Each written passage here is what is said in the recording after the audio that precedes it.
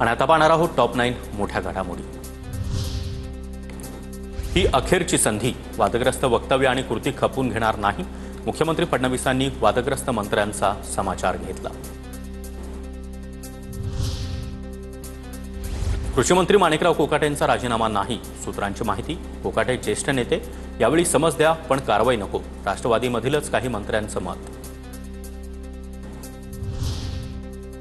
माणिकराव कोकाटे यांचा राजीनामा झालाच पाहिजे। अजितदादांनी तंबी दिल्यानंतरही कोकाटे यांच्याकडून चूक झाली, सुप्रिया सुळेंची मागणी। संसदेच्या प्रवेशद्वाराजवळ तटकरे अमित शहांना भेटले। तटकरेंनी अमित शहांसोबत नेमका कोणत्या विषयावर संवाद साधला याची चर्चा सुरू।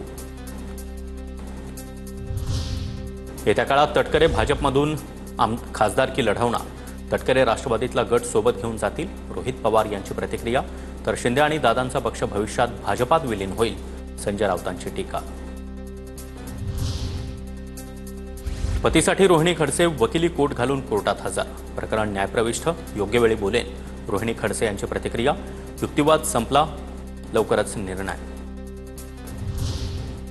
रेव पार्टी म्हणून माझ्या कुटुंबाला बदनाम करण्याचा डाव, कौटुंबिक फोटो व्हायरल करण्याचा पोलिसांना अधिकार नाही। पुणे पोलिसांविरोधात अब्रूनुकसानीचा दावा करणार, एकनाथ खडसे यांचा इशारा। पोलिसांची कारवाई पारदर्शक, कुठलेही फोटो किंवा व्हिडिओ पोलिसांनी दिले नाहीत।